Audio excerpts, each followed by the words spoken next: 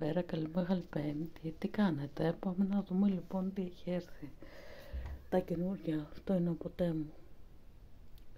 Το καινούριο. Αυτό εδώ. Αυτό εδώ είναι επίσης καινούριο, το ροζ από Τέμου και αυτό. Αυτό εδώ επίσης είναι καινούριο. Αυτά εδώ είναι καινούργια. Αυτά δεν είναι προσφυλινά. Και έχουν έρθει μία.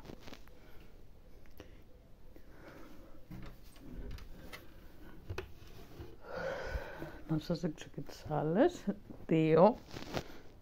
Οι οποίες γυρίζουν από την άλλη μεριά. Μετά το Πάσχα τις γυρίζεις έτσι. Και είναι μια χαρά το μαξιλάρι.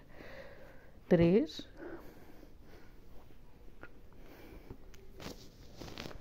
Και μία που έχω εκεί, 4.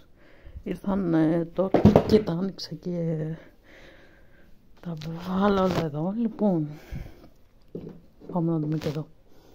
Τζάμπο. Καλά, ότι παίρνω σε λαφωτάκι πάει κλασικά. Εγώ από όλα 1€. Τζάμπο.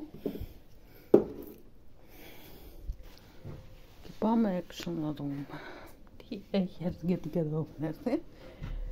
Τζάμπο. Τζάμπο. Τζάμπο. Τζάμπο. Τζάμπο. Και Τέμου. Τέμου.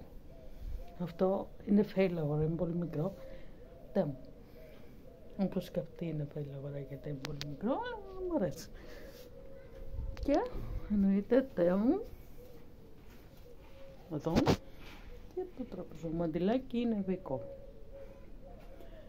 Να έχουμε μια μεγάλη, όμορφη Μεγάλη Πέμπτη. Καλό Πάσχα σε όλους, με αγάπη και υγεία.